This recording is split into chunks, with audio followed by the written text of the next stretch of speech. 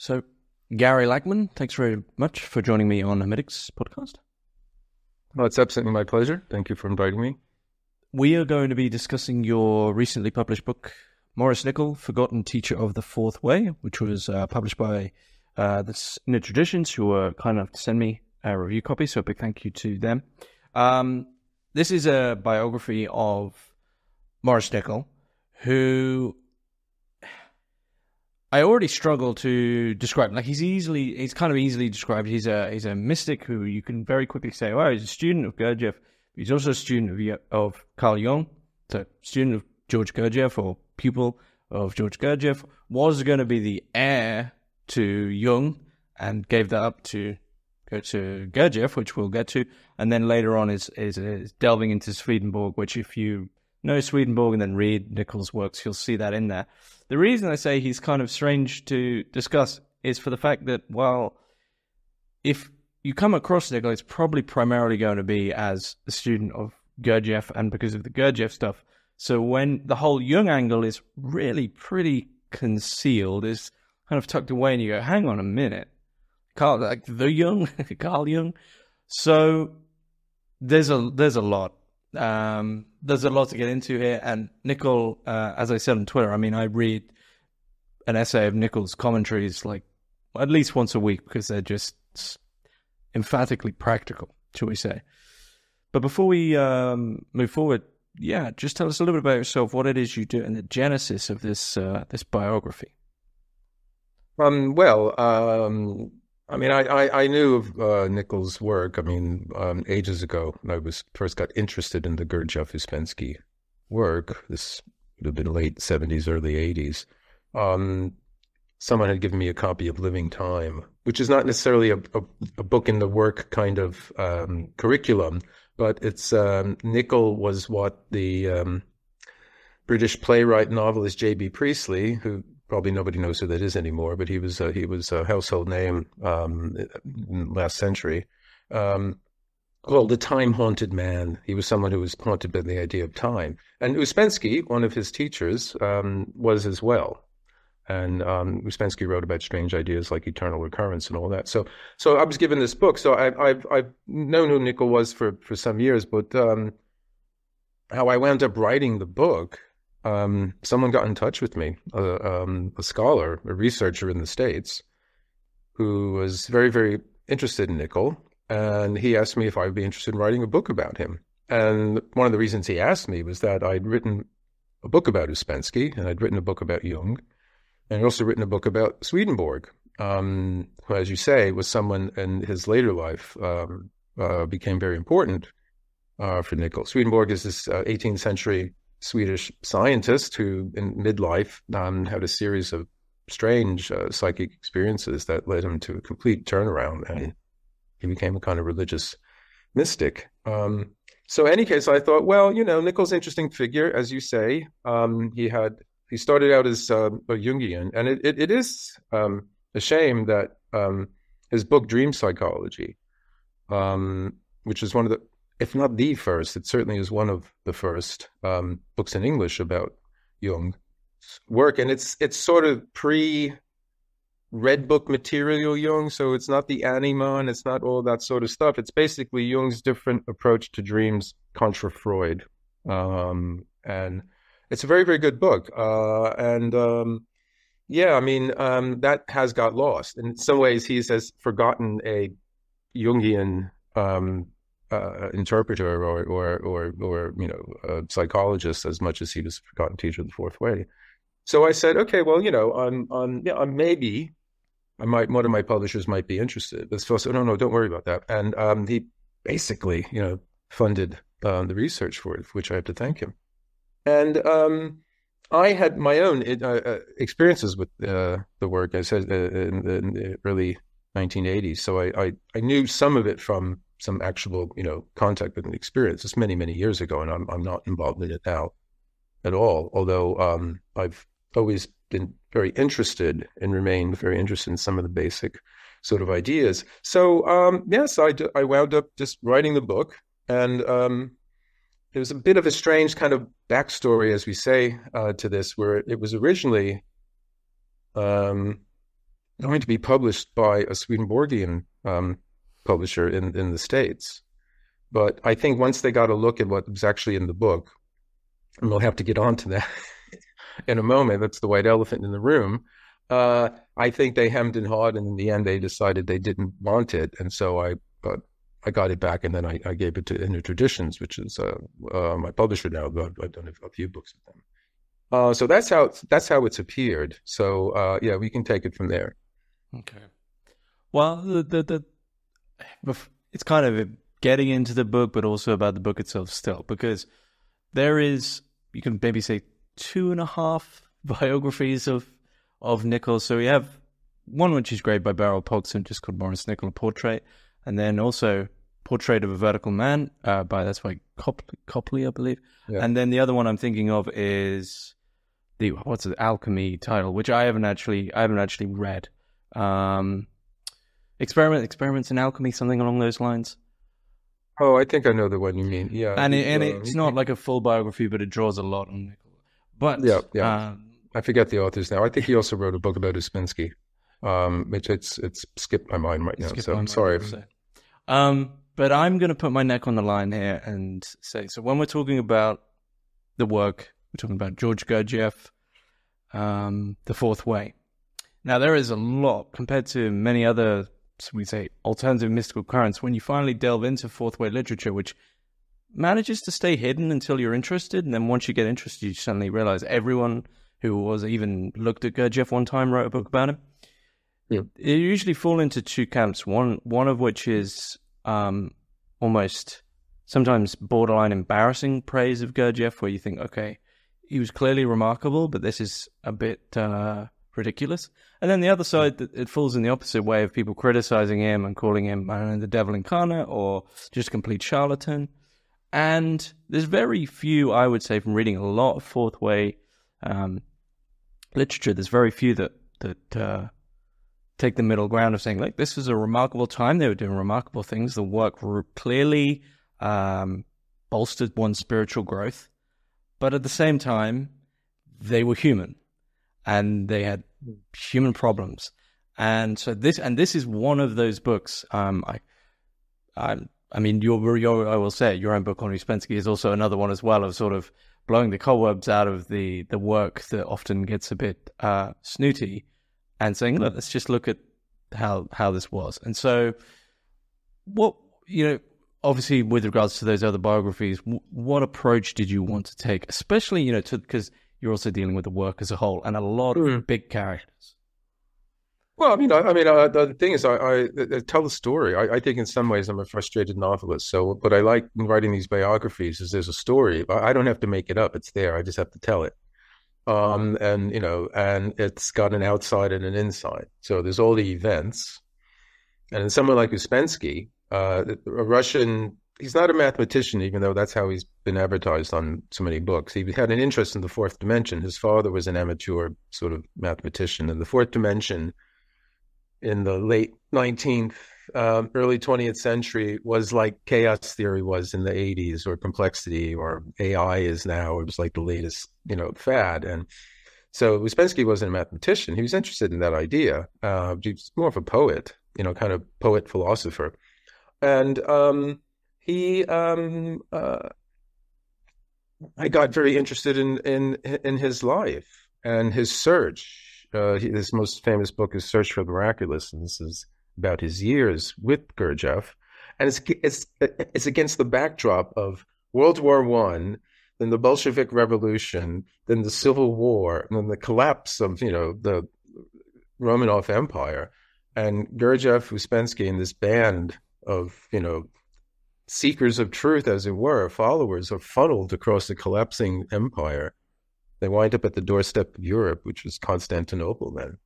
I mean, it's a fantastic adventure story. At the same time, it's an adventure inner and an outer. So that's one of the things. It's a great story. And Nicoll, it's not quite as adventurous as that, but it's also a story of somebody who, not only was he, as we said, an early follower and expected to be kind of at least British crown prince, of analytic psychology. But he was a best-selling author in his own right under a pseudonym.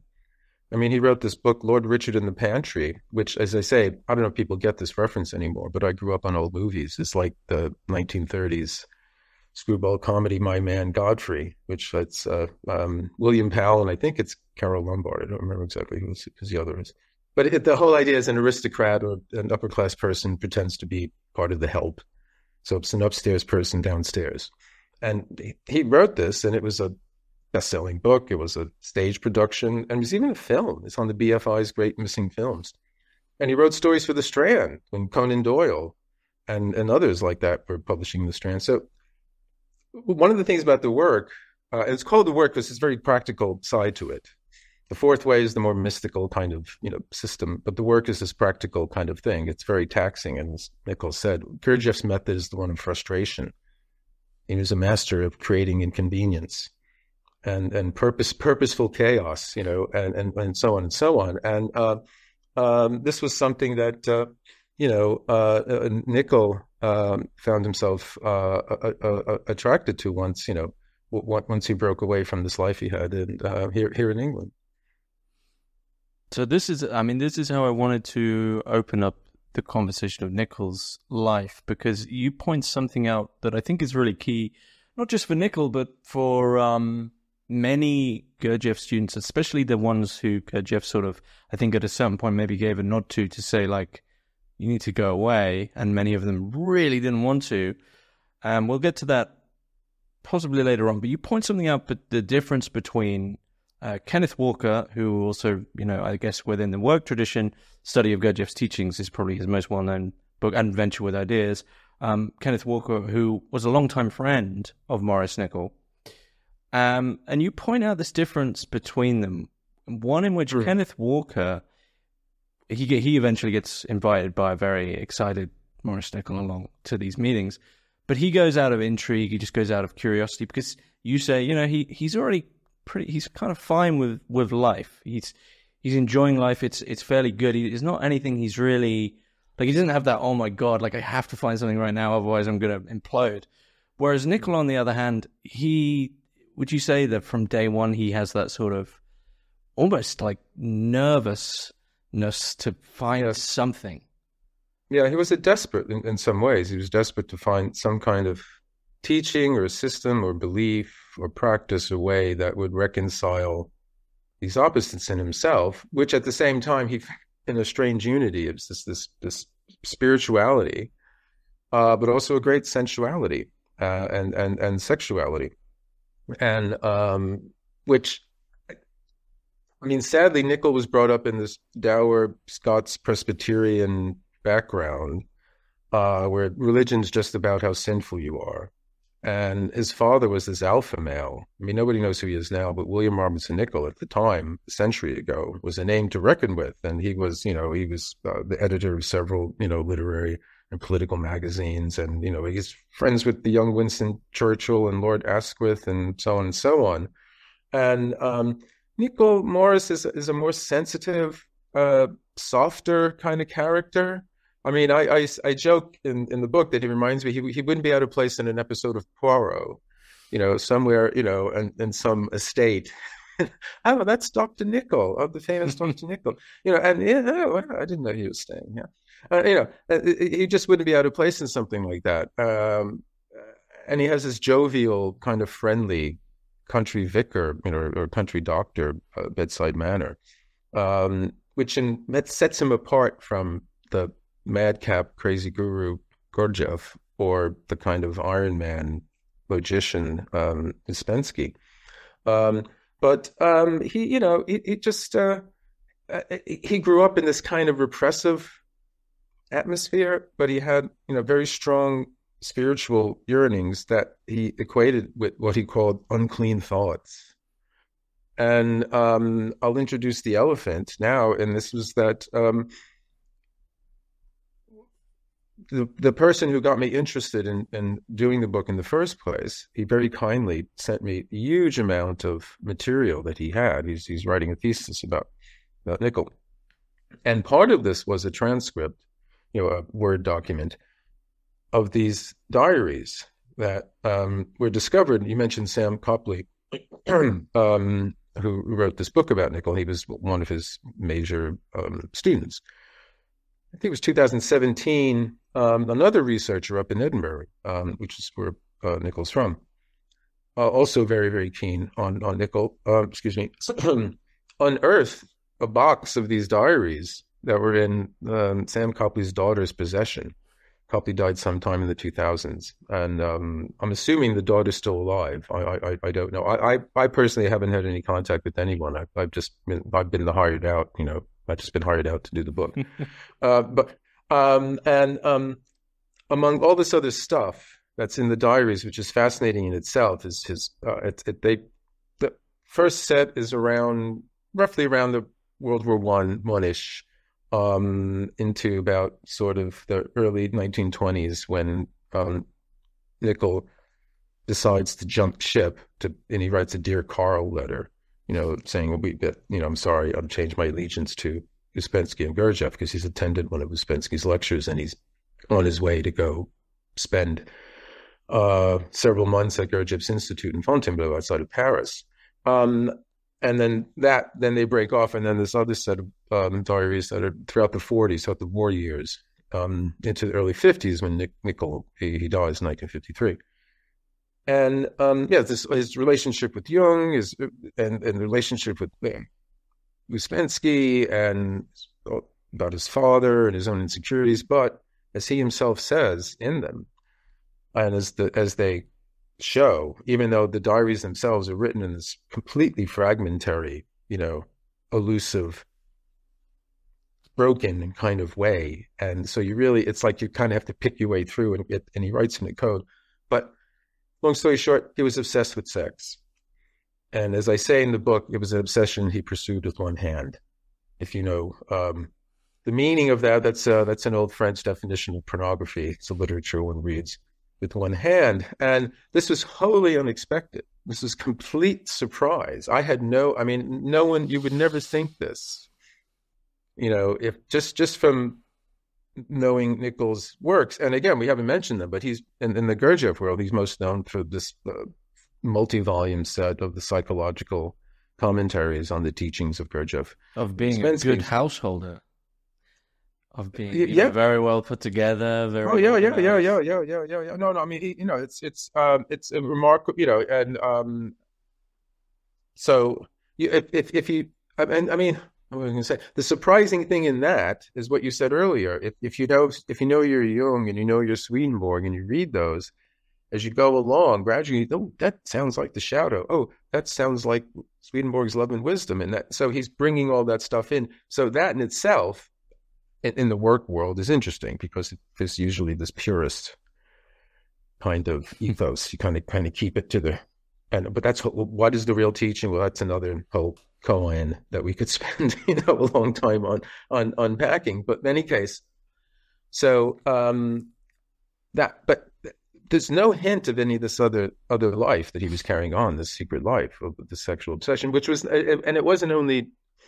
It wasn't just salacious and pornographic. It was related to this kind of erotic mysticism that he was pursuing. He was pursuing this sort of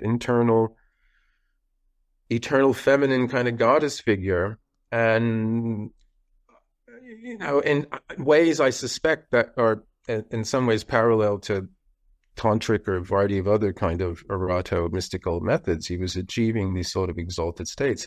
But no one knew anything about this. Although I have to say, having read through the 1,000+ pages of this document, and then knowing, because I read, Beryl Pogson's and I read Copley, and you think, well, they must have known something. And there are slight little intertextual hints I've discovered as I go back, where, well, he tells the story. He tells the story early on that he was in Latin class back when you took Latin, and the teacher asked him.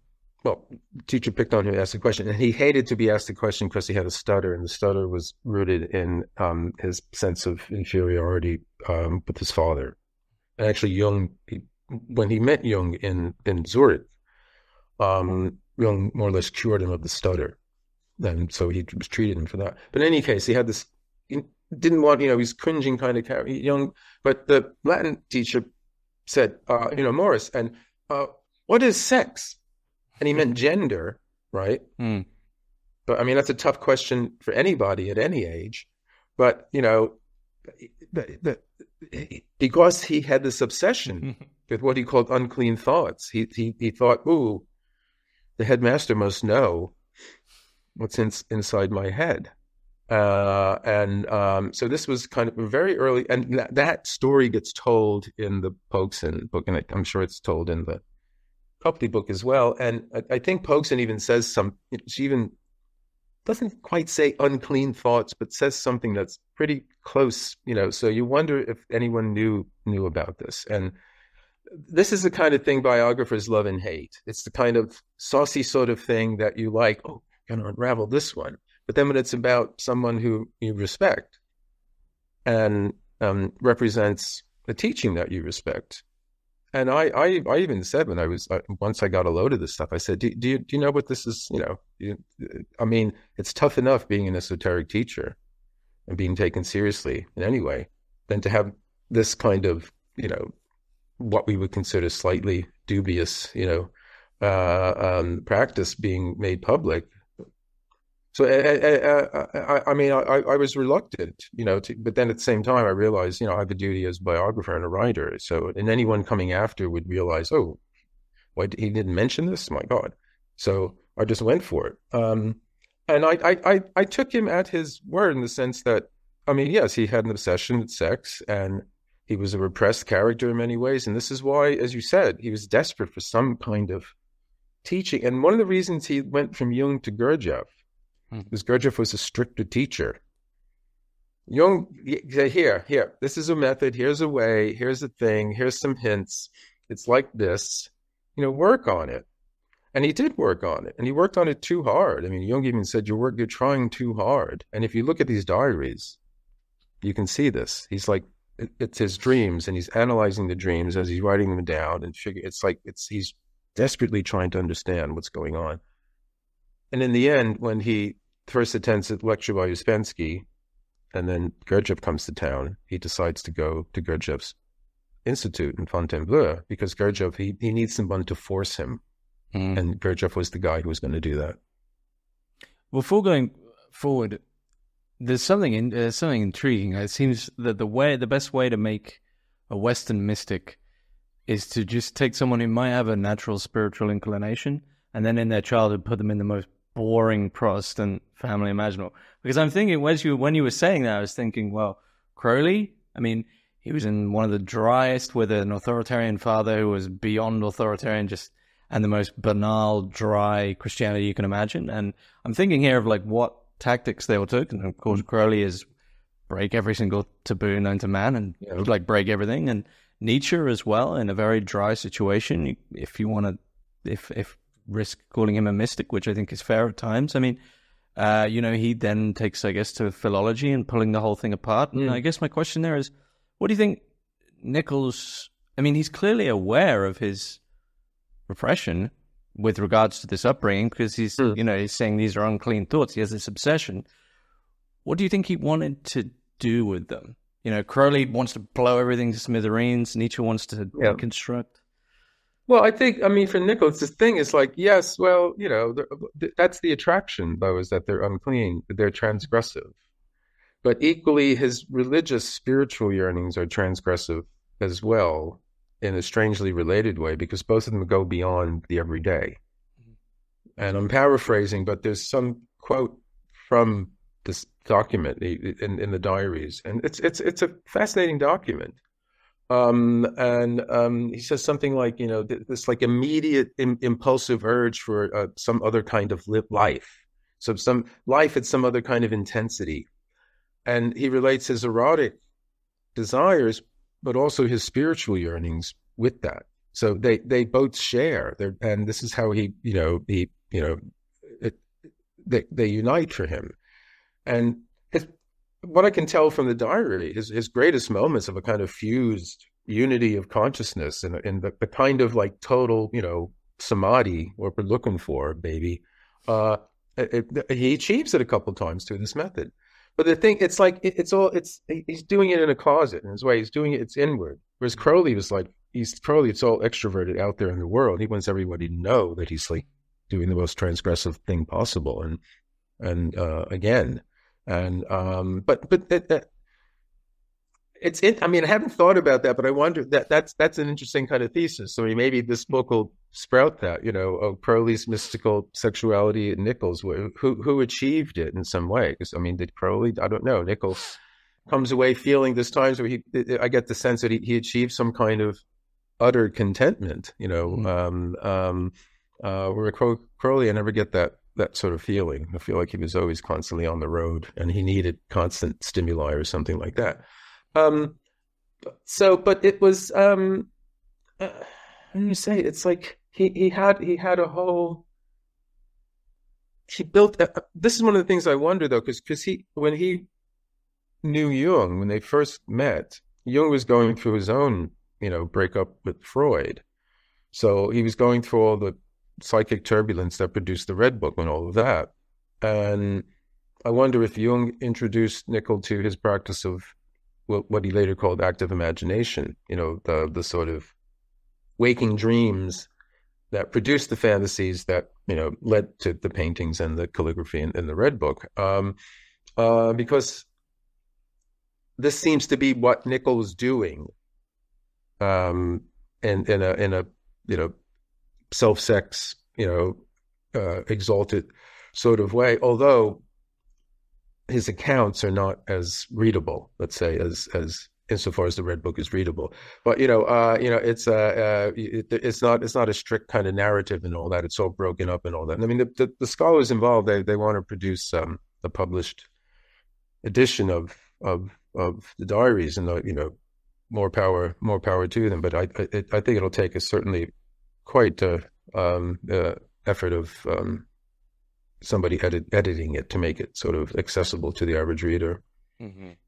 So there's this, because I don't want to skip too far ahead for sure Gurdjieff, because there's this Jung angle, which is the bit that's not as spoken about, I think.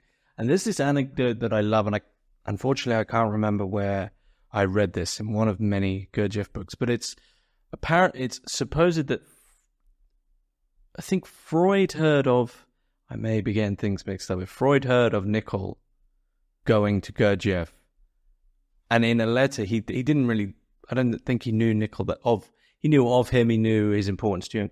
And then Freud says something along the lines of, see, this is what happens when you go the Jung route. And I think this is pretty much the most direct acknowledgement of any of these parties, because Jung, as far as we know, doesn't really acknowledge, he would know of Gurdjieff, but considering all of this, never acknowledges this whole thing. And so I think the big question is, Nicoll is in deep for early Jung. Oh, yeah. So what, other than this, I mean, unless this is the only thing, other than this sort of forceful Gurdjieff is going to make you wash the dishes, which we'll get to, why, I mean, it's a big thing. Why does Nicoll leave what basically is a serious place of prestige? What isn't in psychoanalysis, I guess? That's a very good question. I mean, I think James Webb tells that story that you said in his book, The Harmonious Circle. Like Freud said, you see what happens to the Jungians? They go meet the gurus. Well, I think this is like when I think this is when in the paper as well, Gurdjieff was known as the forest philosopher. Yeah, the forest philosophers. Yeah. I mean, but he wasn't the only one. I mean, there's a whole. I mean, again, that's like a good portion of the early parts of the book is about Nicoll's involvement in the early days of psychoanalysis, then analytical psychology, then Ernest Jones, who's Freud's bulldog, who writes the first big, biography of him in English. And he's an ex-Freudian, and he wants to get rid of all the Jungians. And so there's all this kind of, that sort of infighting there. And James Young, who's not a name that's known, but he was another Jungian who went to the Fontainebleau, who went to the Institute, Gurdjieff's Institute, and quite a few others. There was a circle in London at the time. There was a circle, they were known as the psychosynthesists, which as a term itself, became more associated with the Italian Roberto Assagioli, who started a whole system called psychosynthesis. But he was an early Freudian Jungian as well. And not so much Gurdjieff, but his system incorporates stuff from like Theosophy and Rudolf Steiner and things of that sort. So this was like, again, so I mentioned this was this blend, this melange going on in the early 20th century where these things weren't like today, like, no. So, no, I'm scientist, or I'm this, I'm strict. It was like, ooh, this all interesting new stuff. I mean, Orage, A.R. Orage, who was a literary editor, he was the editor of this magazine called The New Age back then, the 19-teens.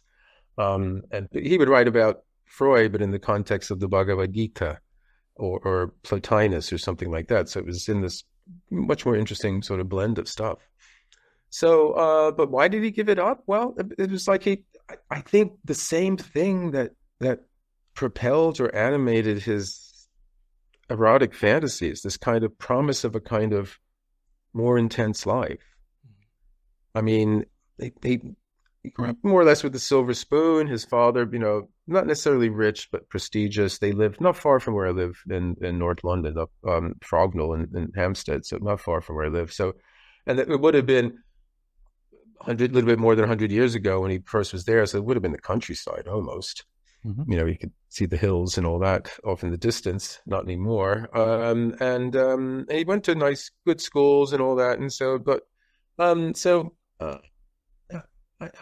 think the whole idea of going and doing something just wild, but also just throwing himself under the control of someone else for a while, which, as we know, and that can happen in different ways. That happens in relationships sometimes. It's a relief. There's this wonderful kind of sense of some kind of relief and relaxation or whatever, even though in Nicoll's sense, it wasn't relaxed at all, like the position he put himself into. But at least it was like, okay, I'm committing to this. He even says in this letter to Jung, you leave too much up for me to do, which is not what he wanted. He somehow wanted somebody to, this is it, you have to do this, you have to do this. And as you say, when he went there, and this is a chateau outside of Paris, about 40 miles outside of Paris, that Gurdjieff leased, for an extended number of years. Somehow, and it was a complete wreck. Well, he leased it through the money Uspensky got for him, basically. Uspensky got, Uspensky's followers in London, because, that's the whole other story. I mean, I'm radiating out in different tangents here, but Uspensky winds up in London in the first place because he's in a white Russian refugee camp in Constantinople.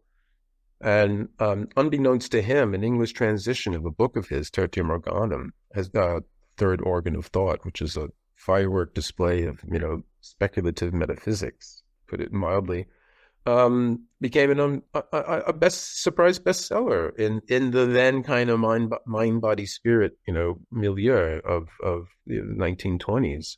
And Lady Rothermere, who was the wife of a powerful newspaper baron who was into all this kind of stuff, she hunted him down, found out where he was, said, "Money no object, London, New York.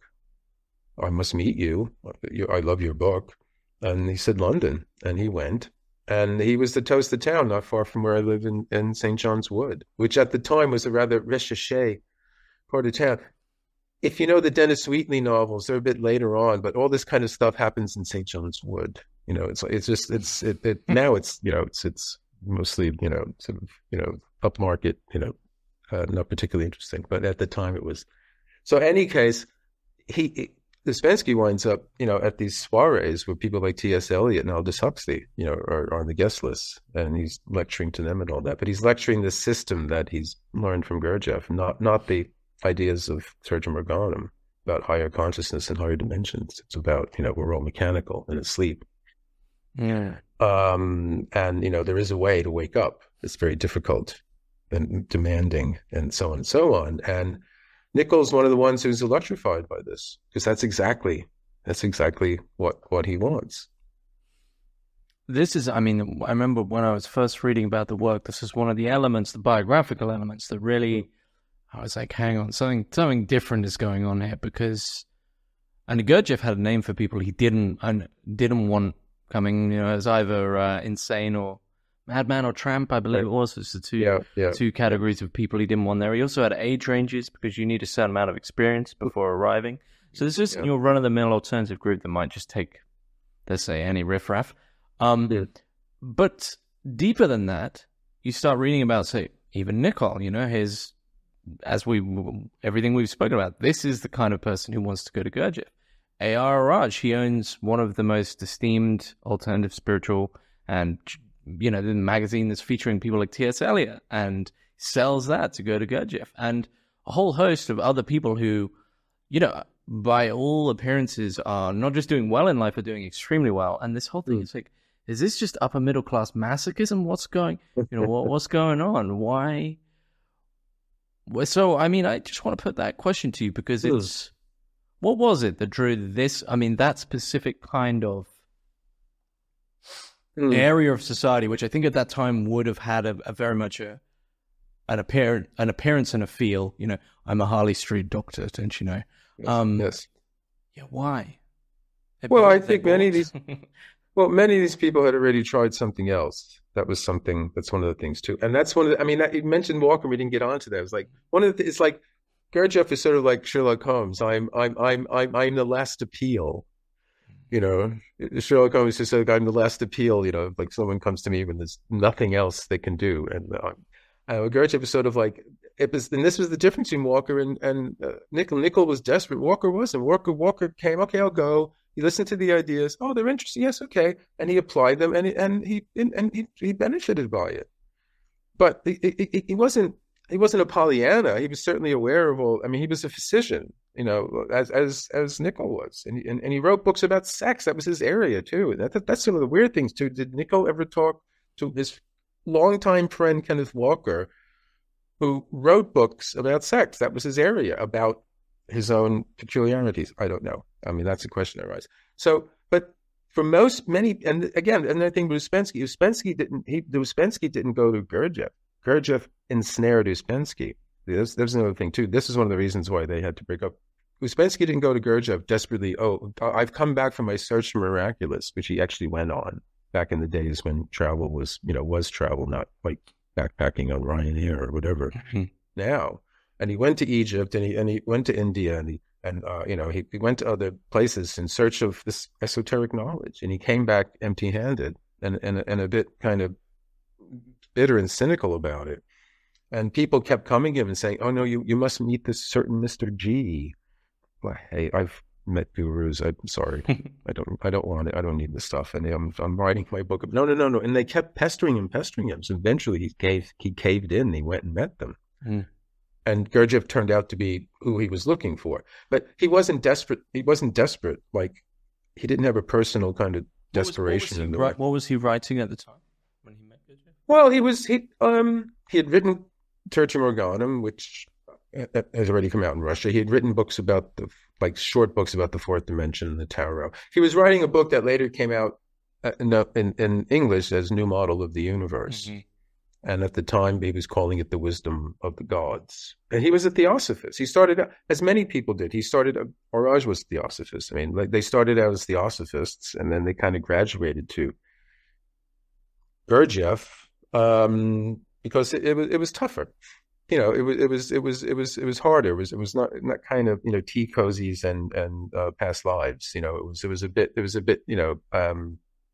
harder going. And these were very, as you say, vital characters who had they were like Colin Wilson has these characters he calls the outsiders, and they have an absolutely vital appetite for meaning and purpose. And Gurdjieff was somehow able to provide that, but not only in the sense of believe in me, but here's the obstacle course, see how well you do. And so they liked having that challenge, and that Gurdjieff was able to do that. So the ideas are powerful, but I think a lot of these people, they were at sort of their wits' ends in some ways. Nicoll was, Orage was. I mean, he had the New Age. He was up there with Bernard Shaw and H.G. Wells and others at the time. He could hold his own with anyone, but he felt that he was kind of at loose ends. He didn't know what to do with his life anymore. And which is the same reason people were going to Jung. Mm-hmm. I mean, it wasn't any. It was the same thing. People, Jung later on, even though Jung was. I mean, they were just, they were contemporaries. And later on, Jung said, most of the people coming to me, it's not some neuroses they have. It's a sense of meaninglessness in their life. They've lost touch, the sense of power, meaning, and purpose that drove them before. And Jung's method was to somehow get them in touch with the unconscious, whatever that X might be, the gizmo, the what's it, whatever it is, get in touch with that, and that'll, and Gurdjieff was the same sort of thing, although he didn't call it the unconscious, but it was, and it's the thing that I, from my own experience, with the work and insofar it was nothing along the intensity that Nicoll experienced when he went to the Fontainebleau, because this guy who was like hanging out with Winston Churchill was suddenly, 5 o'clock in the morning, he had to get up and light all the stoves to cook for 50 people for breakfast, and later on wash the dishes with cold water, no soap, and just constant. And it was this method of frustration. It's like, constantly being pushed beyond your limits. But that's what it was about. I think Jung did that in a different way, but more the confrontation with the unconscious. Don't try to avoid the tensions that are driving you mad. Stay with them as long as you can. And that's builds up a kind of tension that, the same way Gurdjieff was making more extroverted. So I think they were both sort of aiming at the same kind of thing. But Gurdjieff was more, the immediate kind of taskmaster and ringleader. See, this is where the book, I spoke earlier about bias workbooks, and this one sort of blowing the cobwebs. This one really blows the cobwebs out from Fontainebleau, because this is sort of almost this mythological time of, I think there's undoubtable evidence that Gurdjieff was only sleeping 1 hour a night, and there was a lot of strange happenings and things going on and things along these lines. But one thing a thread that you pull out, just putting things in relation to each other and how Gurdjieff is acting, is you make it clear, you just tip it to show, is this mysticism, or is it at times just absolute sort of chaos and bullying and like, there's a point where you go, okay, like a mystical tension where you're going to break through, you're going to have some insight, and then another tension of, is this like a borderline insane asylum at times? You look at one person. I mean, you can take Nicoll with the washing up, but you say Orage. I mean, he's just digging a ditch over and over and over and over again until Gurdjieff gives him his cigarettes back. Yeah. Well, and I think one thing your book does really well is you place this in a way that allows the reader to go, hang on, I can look at this clearly now, right? Well, I'm glad I do that. I thank you for saying that, because in doing that, it's not my intention to say, aha, this is what's really going on. It's to create the same kind of tension that would be created if you were there in the reader. Oh, it's the story that struck me the most about that whole time is, and again, you have to picture a rundown chateau in a forest 40 miles outside of Paris, 50, 60 people there, mostly from upper class, white collar background, as it were, who usually don't push a broom or anything like that. And they're forced to like build things and dig ditches and all this kind of stuff. And so that's the, that's the context. But then one of the great stories, I mean, the Orage story is, there's two, there's many, but the Orage story is he goes there and he's like, first he's forbidden to smoke, and he was an inveterate, puffer. And that drove him crazy. Nicotine withdrawal itself is driving nuts. And then they said he's given a shovel and told to dig. And he digs and digs and digs, and they say, well, fill it in. And the next day, dig it again, fill it in. And he keeps doing it. It's like, what the have I got myself into? And he's basically crying himself to sleep. And finally he does it one more time. And then he breaks through to some level of energy that he didn't know he had. And he's enjoying the digging. And this was Gurdjieff's method of what he called breaking through, what he called the accumulator, what it is, or what strikes me is it's inducing second wind. You know, athletes who I cannot do anymore, and finally you just say, damn it, one more push, and bang, you got an extra gas tank, and you're running at 90 miles an hour.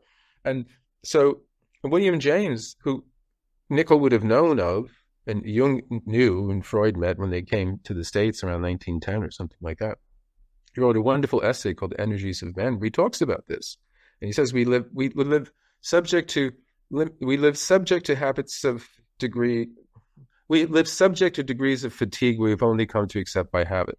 Mm-hmm. And this was the bullying treatment, which you can't get away with these days, but pushing people, past their limits. So that was one experience. But the other one was like, there's a story J.G. Bennett tells. J.G. Bennett was another student of Gurdjieff's, and he himself came from, he was like in British intelligence and all this kind of stuff. So he had this fantastic background too. And later on in his own institute, Sherborne Institute, one of his students was Robert Fripp, the guitarist from King Crimson. So give him some pop cultural cachet. But he tells a story that he was at the chateau, the institute, and his partner, Mrs. Beaumont, came just for a visit. She wasn't in the work, and the hygiene was like not, tops on the list. And she's in the kitchen, and there's just flies all over the place and this kind of thing. And so she says, well, and she gets some fly paper and puts it up. And the students are like, oh, wow. Should we have done that? Aren't we supposed to just put up with the flies? Aren't we supposed to not, what are we supposed to do? And Gurdjieff says, genius. Like that. So it's like flies or fly paper. And then all these stories where Gurdjieff is saying how, he tells Nicoll that, all this action's going on, and they build the study house, which is this fantastic structure in which he teaches these incredibly intricate and demanding dances, sacred dances. And it looks like a Sufi tekka, and, it's all this kind of thing. But he says, all this is temporary. Nothing is going to last. Everyone is going to be someplace else soon.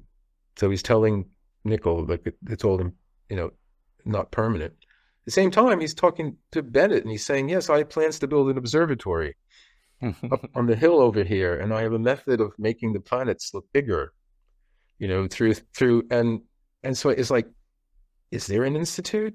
Is there really an institute here? Is it not an institute? It's like you said, it's like Alice in Wonderland or Malice in Wonderland, maybe, in a way, where it's kind of like you're thrown into this situation and you think it's something, but when you get there, you nobody know. I mean, Gurdjieff, again, I'm just an outsider looking at it. I'm sure he was experimenting, I'm sure he was like, figuring things. Okay, does this work? Does that work?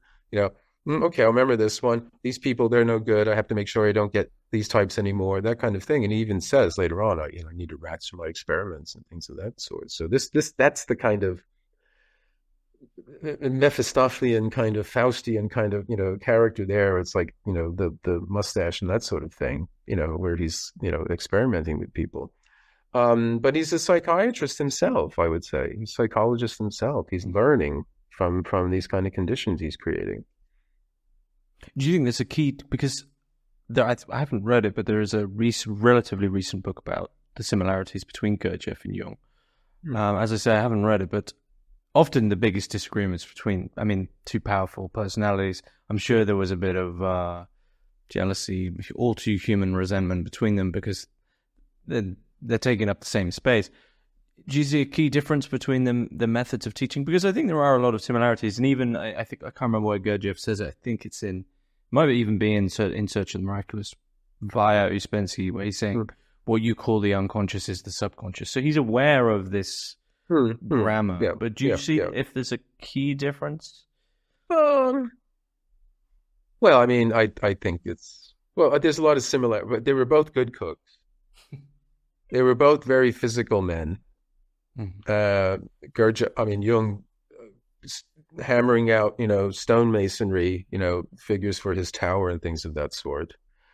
They both had a kind of mana, they both had a kind of personal presence that people, I've said in interviews, it would be very interesting to be a fly on the wall if they ever met.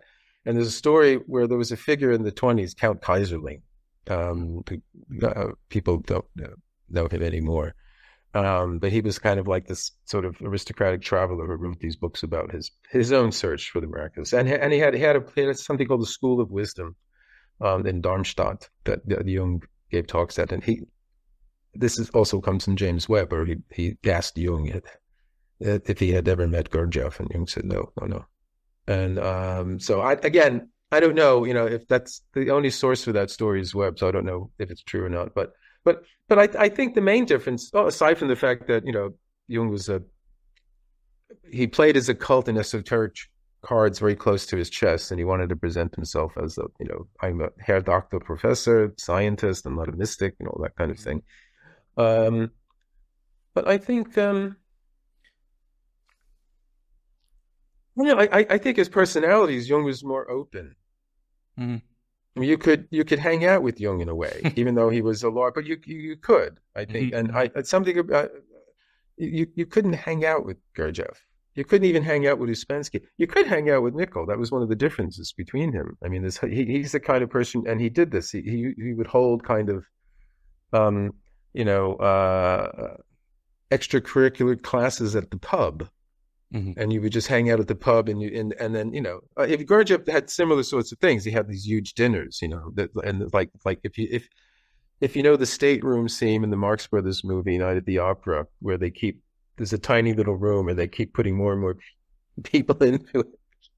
This is what Gurdjieff did in this tiny flat he had in Paris during the occupation in the 40s, and he would have 50, 60 people cram into this tiny little one-bedroom flat of his, and he'd have these dinners, and he would serve everybody would have to knock back several tumblers of vodka, and then he would be able to see your true. So Nicoll, not quite on the same lavish scale, but he would hang out, have a pint, and bang, bazinga, he'd give you a kind of quick one-liner or something, all that sort of thing. So it was a more congenial, and I think Jung was like that too. I mean, Jung seemed like a warmer kind of character. So that's the one thing, I mean, people have asked me, would I ever think of writing a book about Gurdjieff, since I've written one about Uspensky? But Uspensky's more of a human character, and he's a frail, in some ways tragic character. But I wouldn't get. I've already said a lot about Gurdjieff in the other books, but I wouldn't want to try to write a book about him, because there's something a little, I guess distant. To be a little distant, yeah. Yeah, to be a biography, you've probably got to connect in the way that you feel you at least know them somehow. And Gurdjieff, to his own declaration, was almost always acting, to the point where you wouldn't know if he wasn't. So at that point, what can you actually do? But the one thing I want to point out is, we've probably been talking about Gurdjieff and Nicoll's time with Gurdjieff for the last however many minutes. Super exciting, filled to the brim. I mean, not 1 second wasted in the Priory. And yet, that's 1 year of Nicoll's life. Strange, right? Yeah. And yet, when you hear of Nicoll, it's to do with Gurdjieff. So that's kind of a testament to Gurdjieff in terms of 1 year of your life. But so I read your book of Uspensky sort of as the thesis of Gurdjieff kind of ruined Uspensky, and maybe if that meeting hadn't happened, Uspensky would have not gone mad. If anyone's read the recent Rodney Collin biography, they'll see just how mad Uspensky went. But he might have become, something more. He wouldn't have been completely locked into this to Gurdjieff's method. So if Gurdjieff did that to Uspensky, what did this year do to Nicoll? Well, actually, his time at Fontainebleau, this was something that Nicoll wanted to reproduce in other places, and he tried. He came back to London rather than stay. Gurdjieff asked him if he would go with Orage to the States, because he was sending Orage over to the States to pave the way for his own, appearance there later. But Nicoll didn't like Orage. He felt a bit inhibited around Orage, because Orage was this suave, debonair character who could just, he could talk about ideas like champagne or something, and Nicoll was always felt a little inhibited around him. And also, he had a practice, he had a wife and a child, and so he wound up coming back to London, and he studied with Uspensky for quite some time, and then in 1931, Uspensky said, well, it's time for you to leave the nest and start teaching on your own. I mean, he's continuing his practice on Harley Street. You know, he does that up into the war years. So all throughout the 30s, he still has his practice on Harley Street, but he's holding classes in different places in London. And then he starts to get these properties, I guess, in the home counties, you know, outside of London, like 40, 50 miles outside of London, suburbs out there. And he starts setting up these kind of off the grid, kind of more or less communes. And it's a strange thing because he's more or less lives in those. I don't know, maybe the last, I don't know, 13 years of his life or something like that. I'm trying to think when they actually gave up, you know, the residences in London and stopped practicing. But he did live in these kind of, and in a way, I think he wanted to recreate that experience he had in Fontainebleau, because I think that was the most meaningful and powerful and important time in his life. It was like nothing else. It achieved this kind of intensity that he wanted. And I think in the early days, and this the first place they had just outside of London, this place called Taipans, which is a name. You know, well, I don't have to explain. The Brits have this strange notion of naming houses, all this kind of thing. But they actually, again, much as he did, you know, on Fontainebleau, they built the structure. So he again, it's a bunch of people who, you know, usually aren't hammer and nail folk. They're not DIY characters. You know, they don't go to B&Q on the weekends, and they're there putting up buildings. You know, I mean, but again, it's ramshackle. And there's funny stories. There's a funny story where the building inspector comes and, you know, he's plying him with sherry, and they're making sure he doesn't step on a plasterboard, you know, through the floor and all this kind of thing. So again, it's a funny kind of thing where he has to use a kind of, you know, Gurdjieff sort of, you know, this acting. You know, you said Gurdjieff did. Gurdjieff was always able to adopt the you know, the exact right attitude and character for any situation to deal with anything. If nothing else, he was one of the great survivors in the world. He's more than that, but he certainly is one of these great survivors who's able to, like, he can get past you, whatever, if he needed to.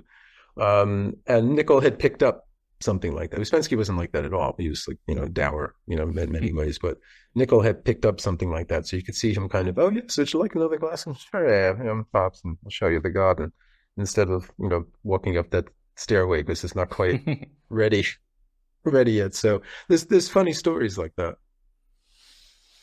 So this sort of I was hoping when this arrived, I was hoping that the book would answer a question that sort of haunted me since I came across Nicoll and the biography with an interesting Gurdjieff, especially Nicoll, and unfortunately it didn't answer it. But that's that's not your error. And the thing that haunts me is Gurdjieff. So this is a bit long-winded, but Gurdjieff had this thing with the Gospel of Judas, of this understanding that the Gospel of Judas is really a hidden lesson, you could say, that Judas knew what he had to do. So he knowingly had to betray his teacher, which was like the hardest thing to do, because he has to then, however much he loves his teacher and however much his teacher is given to him, he actually has to be the one to knowingly move on.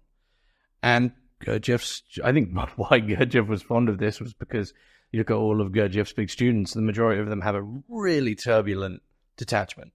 Except Nicoll, and the question that haunts me is, why did Nicoll he didn't go to the funeral, he never went back, he never saw him again. It was that 1 year that clearly is probably the most influential and spiritually influential year of his life, and yet he doesn't have anything ever again to do with Gurdjieff as far as we know. No.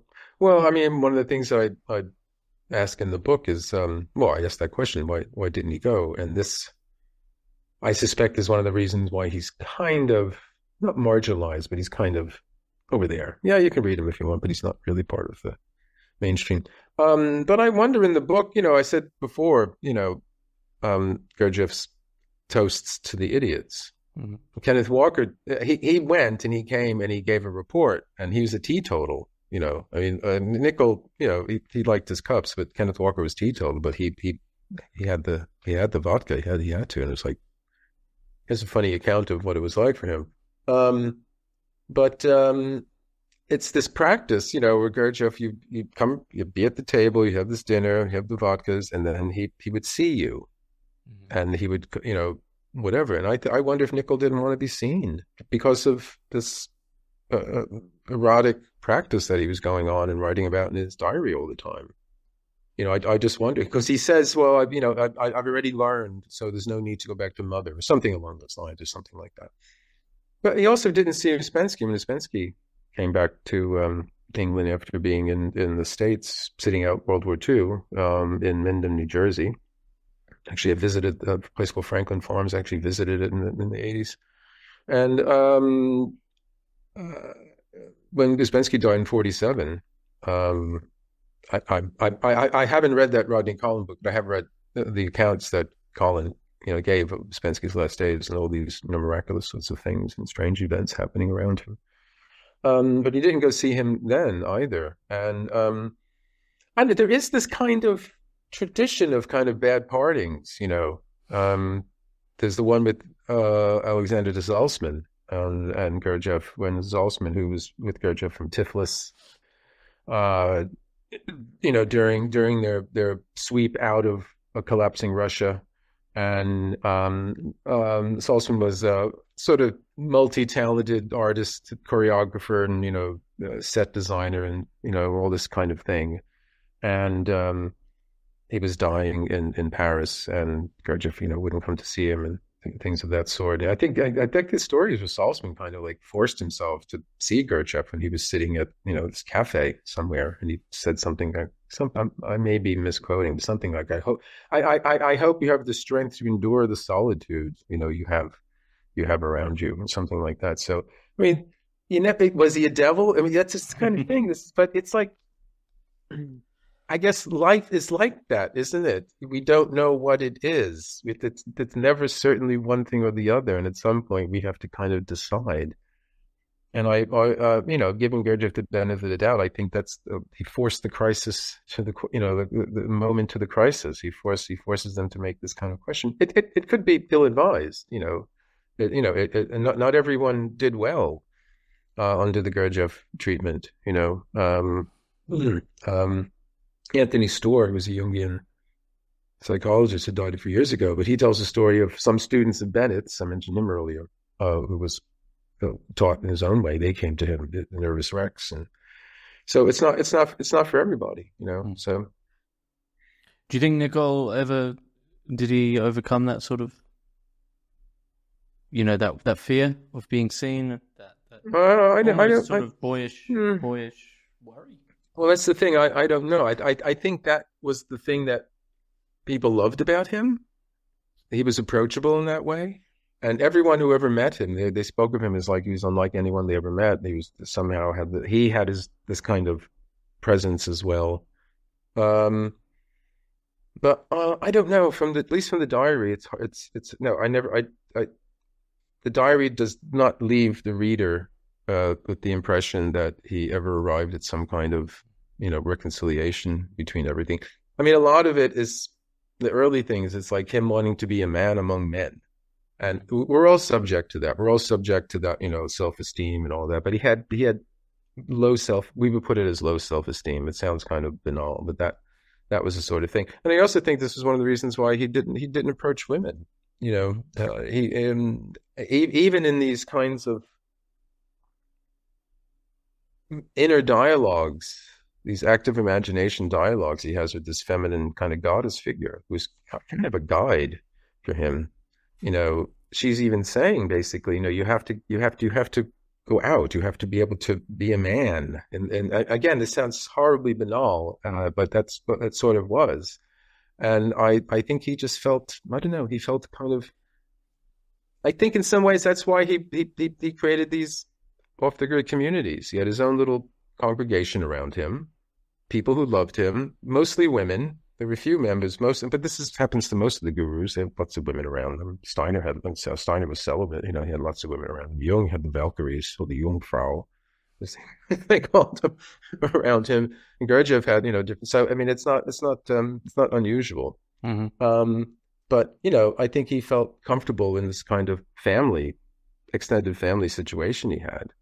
And he was able to be himself within it. But I think out in the outer world, and then people loved him for that. I think towards the end of his life, he was getting close to like 1,000 people a weekend or something at one of these places he had. So it was huge. Big gatherings. Several hundred at least. Big gatherings, and be kind of work weekends where they'd be doing a variety of different kind of physical work. And these psychological commentaries were these kind of sermons. I say that in quotes, but they were this kind of like fourth way sermons that he gave each week to his groups, and eventually they were collected and published just before he died. There's one other strange thing that's happening at this time that I really want to bring in, because along with the sexual repression angle, which is the big surprise for anyone who's read Nicoll before this biography, the other thing, it's mentioned a few times, it's not a central thing, but if you'd read The New Man and the Mark by Nicoll, which is sort of fairly strictly, they are Christian texts, but with a Gurdjieffian analysis of the Gospels, but with a very practical element. They are emphatically Christian. One thing that's just peppered throughout his life, you mentioned this goddess figure that he's sort of talking to. There's also times when he's talking to Hecate and Hermes, and this relationship with ultimately pagan gods, if I want to put it that way, is there the whole way through. This is strange. I would call it the buckshot method. He's not taking any chances, so he's throwing for as many as possible. But no, he evokes, right, and he even invents the mighty ones or the shining ones. I can't remember right now, but he even has a kind of. But again, this is you read these things. He works himself up into kind of stream of consciousness evocations where you're just, you're wondering. I mean, he's writing it down, handwritten in these, notebooks, but you're wondering he's working himself up into some kind of altered state. Much like the Gnostics, they would sort of chant barbarous words of evocation or something like that. So, but this is all, it's Hecate, it's Hermes, and the variety of different pagan gods and all of that. And he talks about God and Jesus in it, but he doesn't talk to them in the same way that he does to this kind of internal kind of figure. And it's only later in his last years when he knew 5 years in advance that he didn't. Well, I guess 5 years is, if you know you only have 5 years to live, then still that's your days are numbered. So he knew in advance that he didn't have much longer to live. And he increasingly, although he's always read Swedenborg, it's more that kind of thing. And it's less the active striving to waken, which is the work kind of method in a variety of different ways. It's kind of just give everything up to the Lord, give up your ego, let go and let God. And it's a Meister Eckhart kind of thing, or cloud of unknowing. So it's very different, even though even there he has like struggles between, well, this is not the same as waking up. And this is kind of more giving up that whole attempt and accepting that, I'm just who I am and what I am, and, giving myself up to the Lord and all that. So, I mean, who knows? Who knows how any of us will feel when the situation that he was in and all that kind of thing. So, is it the situation that, well, he became ill and tired, and that's why he gave up? Kind of, it wasn't so much that he gave up the work, but it wasn't. He was still practicing it and teaching it, but his own personal thing, it seemed to tend towards more of that. Or was it just something like he just realized something else? I mean, you mentioned Maurice Nicoll, and he turned towards Christianity towards the end of his life. I think just Catholicism, and so did J.G. Bennett.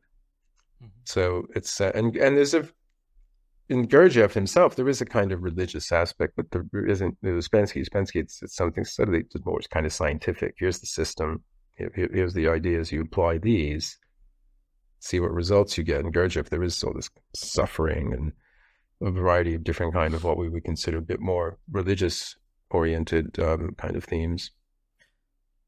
From that, I mean, do you think there is something we could specifically call Nicollian? Well, I think his emphasis, I would say, on the work ideas is this difference between essence and personality. Okay, that would be one thing psychologically, and then I would say metaphysically or ontologically, it's the difference between the horizontal and the vertical. So essence and personality, essence is what we're born with.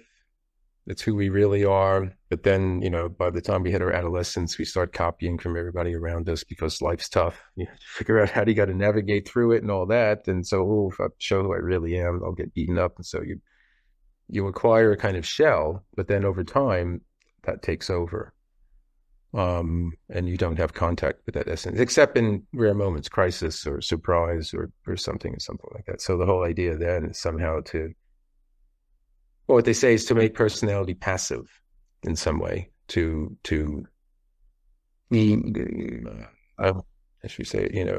slowly work away at the accretions of it around us and have essence come out more and more. And it's not a particularly pleasant process to do that. It could be quite painful. But we could, in Jungian terms, I think we could say, even though Jung has a different idea of personality, but the persona, persona and self. So there's persona, it's the face we make in order to meet the faces that we meet, paraphrasing Eliot out there. So that comes from the ancient Greek actors and all that.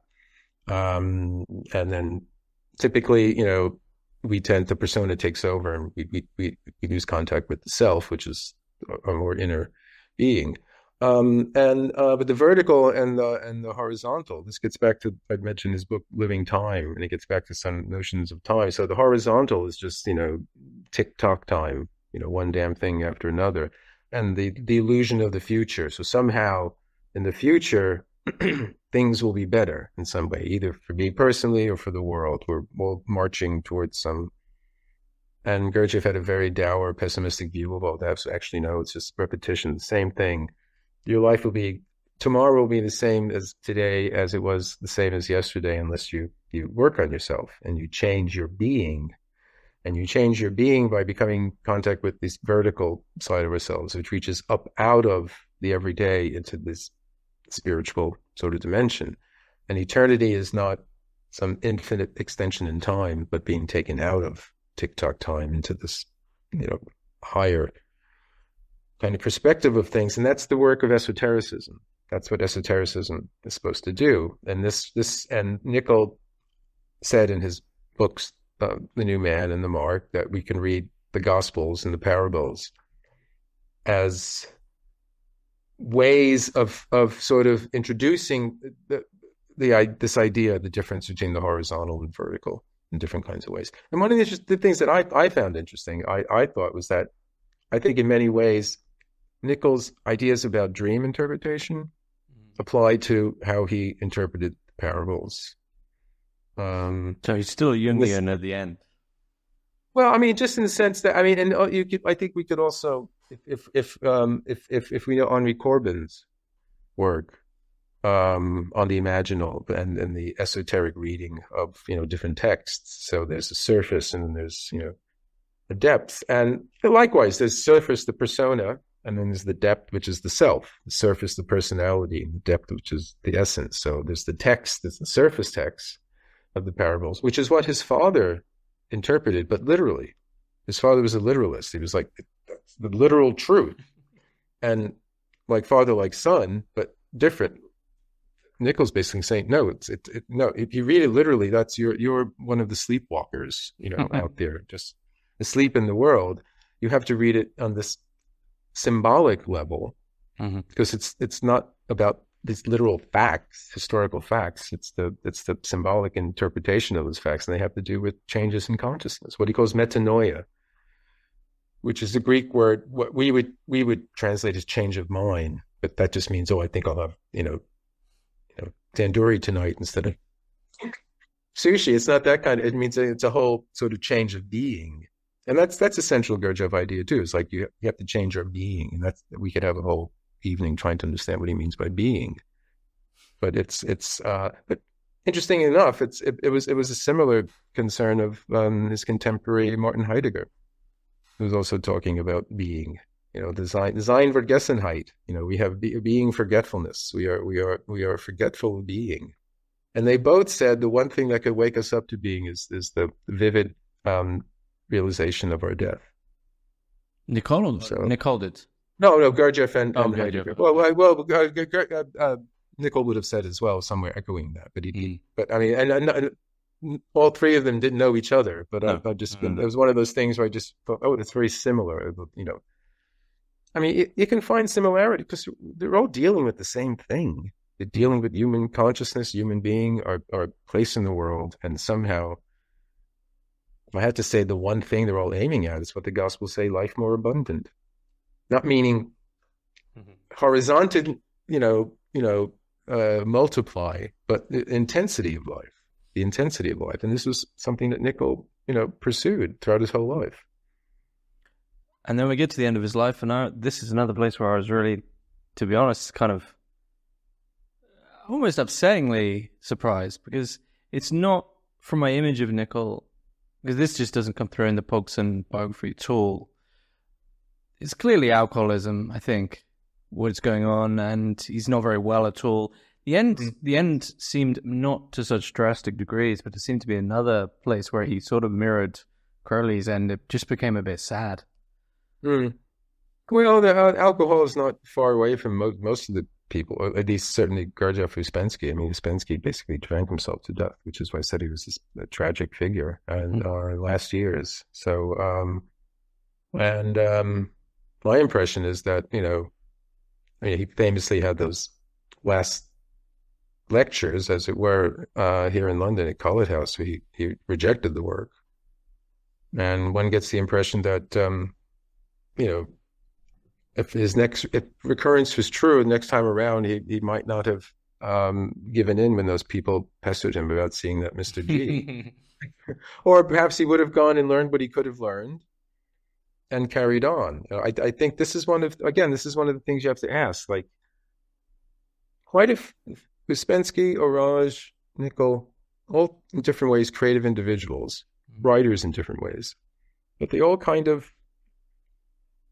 inhibited that once they got involved with the work. Uspensky basically stopped writing, and what he did work on and tinkered away at for years was In Search of Miraculous, and that wasn't his title, and in the end he didn't want it to be published. So this is, it's like the book he's most known for is something that he didn't. It's kind of like Kafka, not quite the same, but it's sort of like that.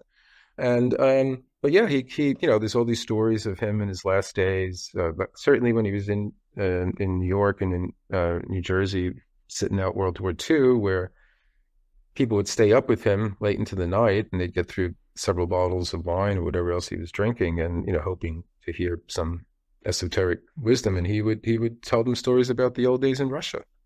He was nostalgic, and he could never go back.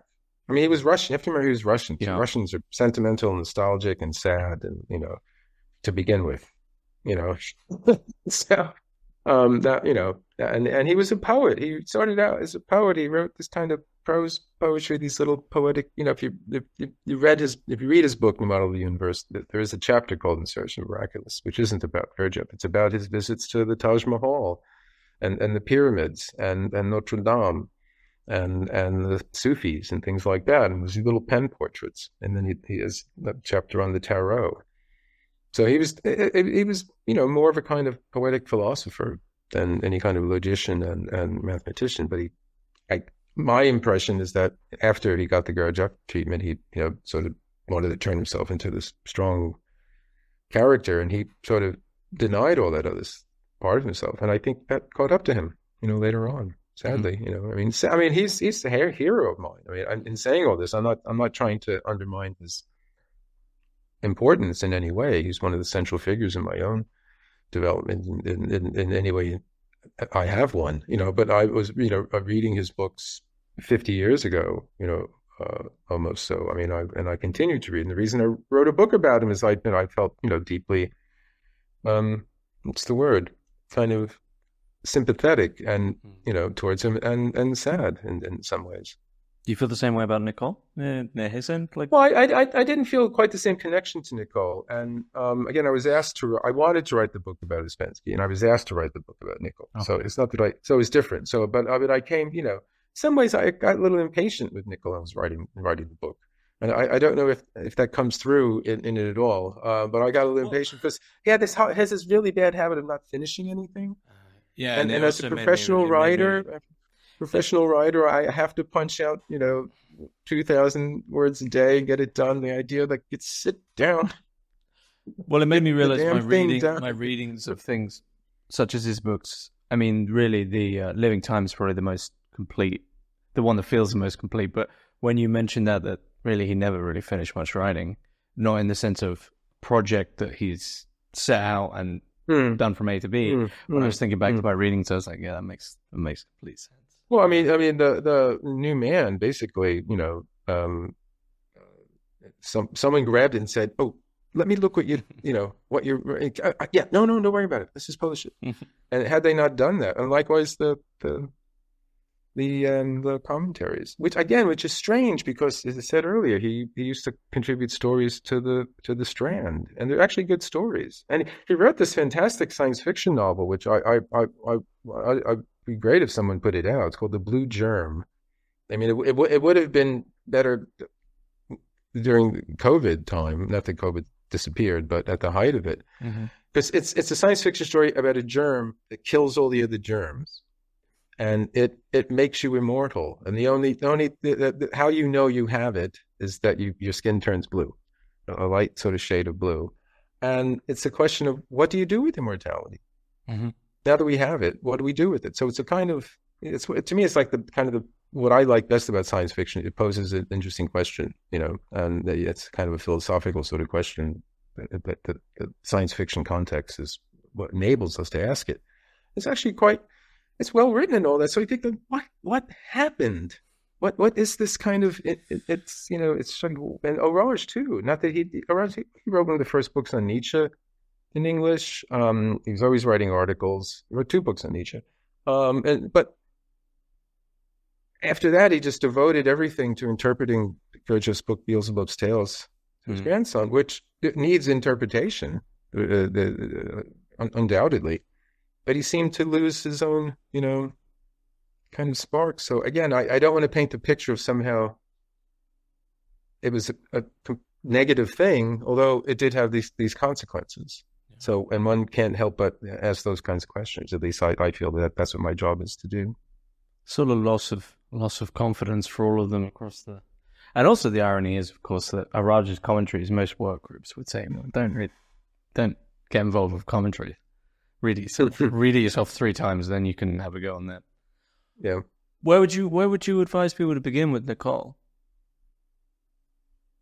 Well, of course. Well, no, I was going to say my book. Well, yeah. Probably not. I mean, you might turn away from reading him. No, if you want to read him, and if you're interested in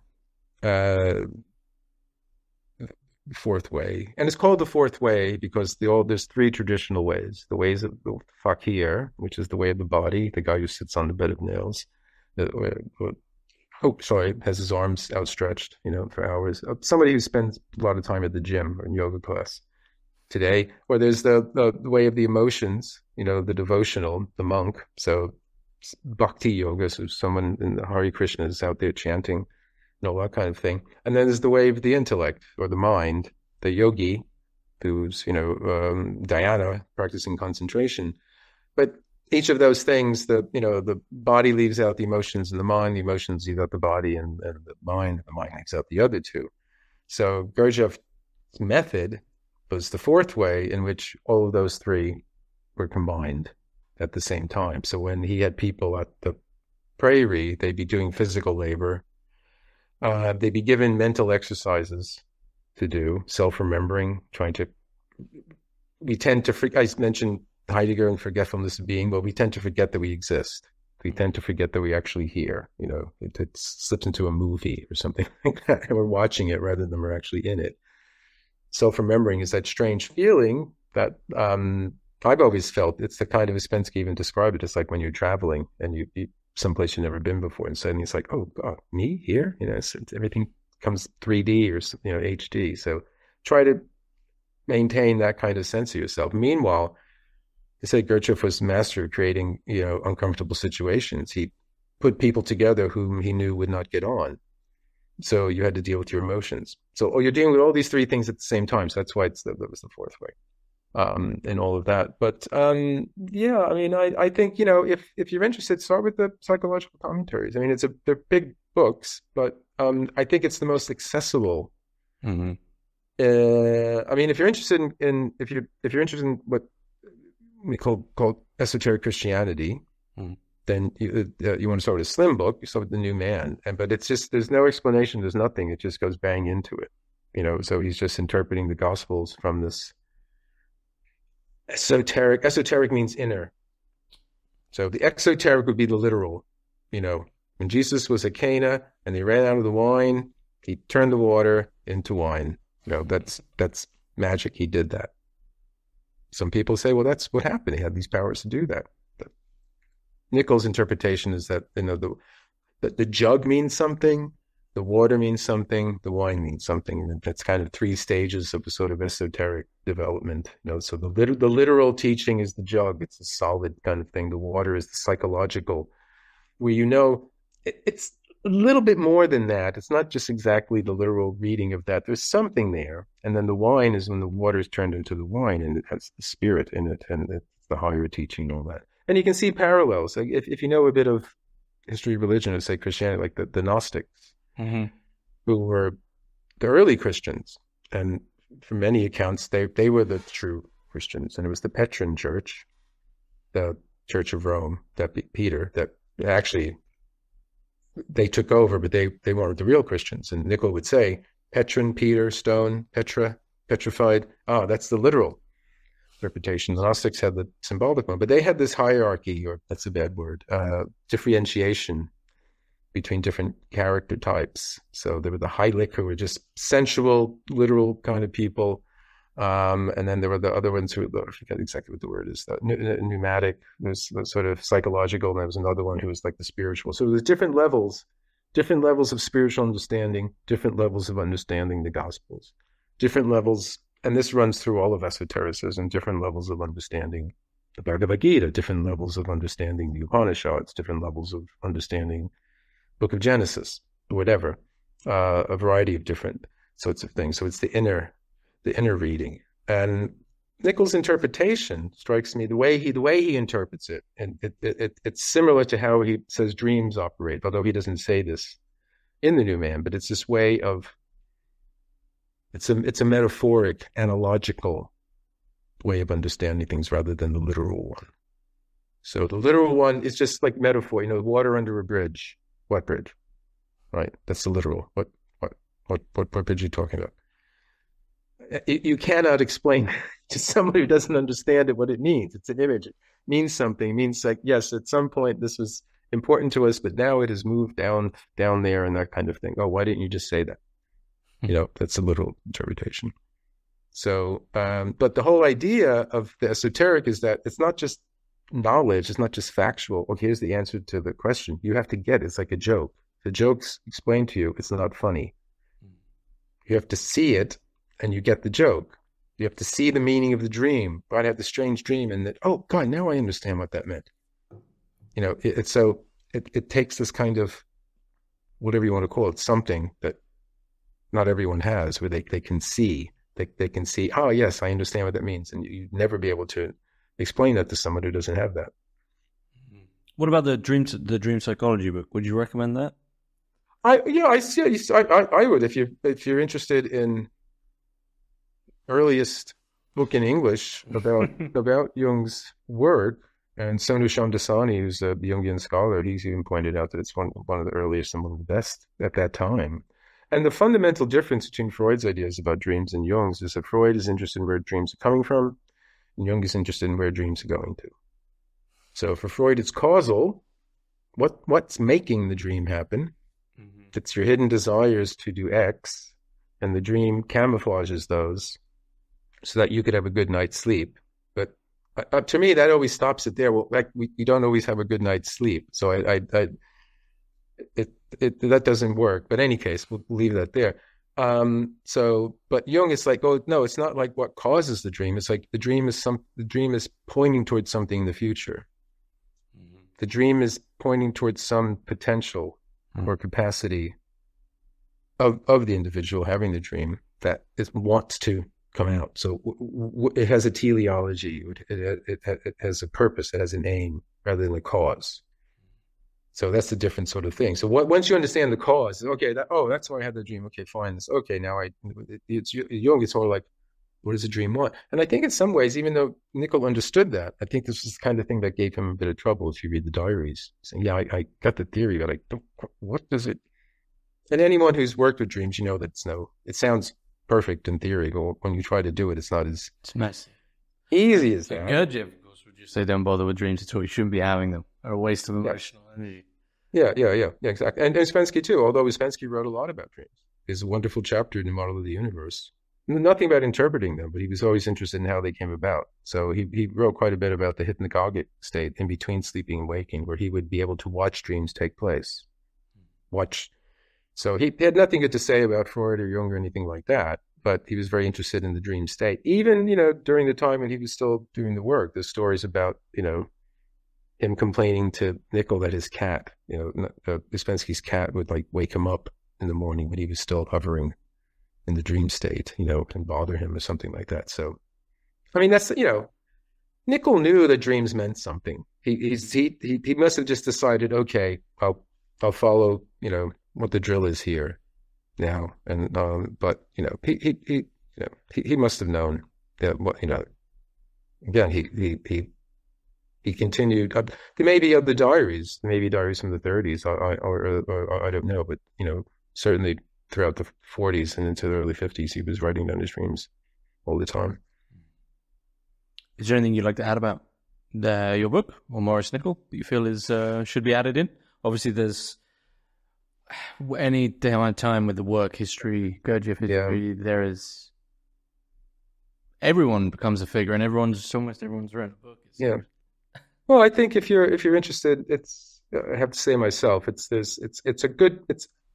an overarching biography, but it also deals with, the early years of analytical psychology, depth psychology, early years of sort of esoteric movements, and it's not academic. I hope it's a page turner. I've tried to make it a page turner. It's a story about someone's life, but it also said it's a story about someone's life, and someone who, in one side of them, the outer side is a warm, congenial, wise character teaching this system, which is very demanding. But he has his own inner world, his own inner demons and turmoils, and he's dealing with them. So it shows these people are human, and I think that's a good thing to show. Maybe you should write a Gurdjieff biography. Well, I want to see him down to be human. Well, I mean, I didn't read it, but the book by Tobias Churton, it's something called Deconstructing Gurdjieff or something like that. But when I was younger and I first read this kind of stuff, I probably would hate the sort of books I write now. Oh my God, how could you dare say anything like that? But you grow up. Just say you mature over time, and so the easy thing is to reject all that, and you go on to something else. The more difficult, but I would say more profitable way is where you gradually widen yourself, where you can understand the criticisms of something, and you can see, yes, their skeletons are in the closet and their feet are made of clay, like everybody else. But not to go out of your way to do that, but just to realize. But then that just you widen, and you can still have a great affection and warmth and sense of importance of these people, but they're not infallible gods. What are you working on now? Anything planned? Or just taking a break? Well, at the moment, I actually just I just signed contract Traditions for a memoir I wrote last year. There's a whole story behind that, but I'll wait till that comes out. But it's basically, people have asked me, how did you go from being in a rock band to writing these sorts of books. And so, well, okay, how did I? So I asked myself that question, and I spent a year writing about it. So yeah, but we'll see. I just signed the contract with it, so whoopee. All right. Well, Gary Lachman. Thank you very much. Yeah, thank you, Kenneth. Thanks very much.